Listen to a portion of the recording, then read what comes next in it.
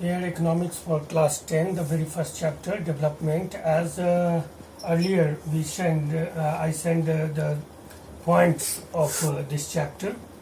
In this chapter we have to understand the concept of development. Development and growth, two similar words, but there are huge difference between these two words. Growth refers only quantitative changes, whether development refers both quantitative and qualitative changes.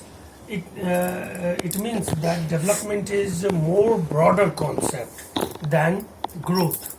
Development consists various indicators in its development is more broader concept. Now we define development. जैसा कि मोदी कहते हैं कि सबका साथ सबका विकास होना चाहिए, तो वो विकास क्या है, सबका विकास क्या है? Development can be defined as a sustainable. It is a process of sustainable development, qualitative reforms in life standard of the peoples. Development can be defined as a process of sustainable qualitative reforms in the life standard of the people. यानी लोगों के आम लोगों के जीवन स्तर में सतत गुणात्मक सुधार की प्रक्रिया ही विकास कहलाता है. तो गुणात्मक सुधार की प्रक्रिया सस्टेनेबल, ये सतत होना चाहिए. सस्टेनेबल क्वालिटेटिव रिफॉर्म्स का नाम डेवलपमेंट है. Development can be defined as a sustainable qualitative reforms in the life standard of the people. अब ये जो विकास हम सभी को ही करना चाहते हैं, तो हम जानते हैं कि अभी इससे लाइफ स्टैंडर्ड का मतलब है जीवन स्तर. जीवन स्तर का निर्माण किन चीज़ों से होता है? Life standard consist all those things which facilitate our lives, increase the quality of life, like sanitation, education, health facilities, overhead infrastructure, हमारा खाना पीना सारा कुछ, हमारे आवास, habitat, it's all consist in quality life standard. और इसमें जो डेवलपमेंट है वो एक्चुअल डेवलपमेंट को इंडिकेट करता है. Now we came on second point, that different peoples has different goals. विकास के लिए विभिन्न लोगों के विभिन्न लक्ष्य होते हैं. एक ऐसा है कि क्यों ऐसा होता है, तो हम जानते हैं कि हर लोगों की में जो मानव पूंजी की क्षमता होती है वो अलग अलग होती है. As we know that human capital refers those quality, ability and efficiency which can increase their productivity. And it depends upon health, education, information, awareness, migration, etc. Thus, because different peoples have different ability, different level of human capital themselves, thus their goals were also different. जैसे एक किसान के लिए उसका लक्ष्य है कि MSP न्यूनतम समर्थन कीमत में वृद्धि हो जाए ताकि वो अपने बच्चे को अच्छे से अच्छे स्कूल में भेज सके.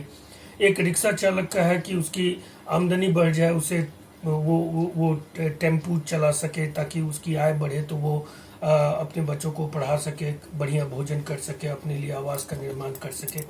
This all. तो different peoples have different goals because different peoples has different ability to work, different level of human capital. Thus they also set their different goals.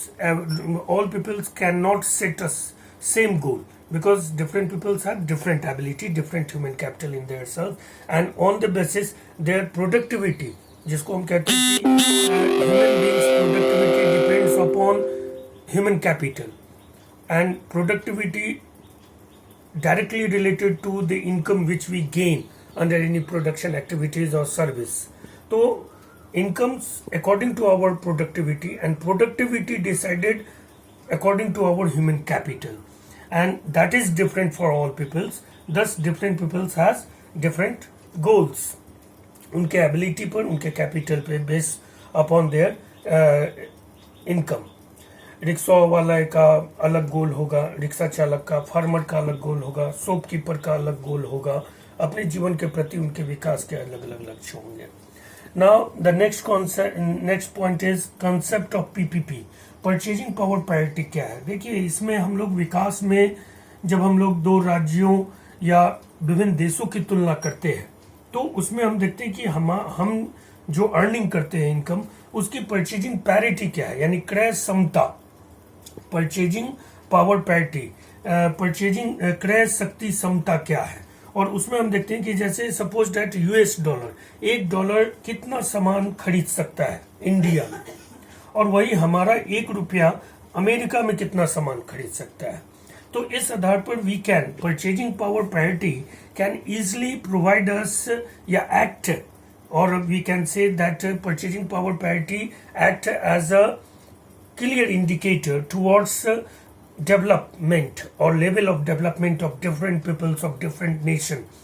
अगर ये बात है कि अगर $1 से हम यहाँ पर ज़्यादा सामान खरीद सकते हैं, लेकिन वही ₹1 से हम यूएस में उतना सामान नहीं खरीद सकते हैं, तो ये हमारे यूएस और इंडियन पीपल्स के डेवलपमेंट लाइफ स्टैंडर्ड को शो करता है। दस purchasing power parity is a important concept regarding poverty. It can be used for comparison of life standard and poorness index for the world, and also used for different countries and the peoples of different state, the purchasing power parity. Now we came at next point, common indicators of development. देखिए विकास हम कैसे समझेंगे कि किसी राष्ट्र का या किसी राज्य का विकास हुआ है, तो विकास के बहुत सारे इंडिकेटर हैं।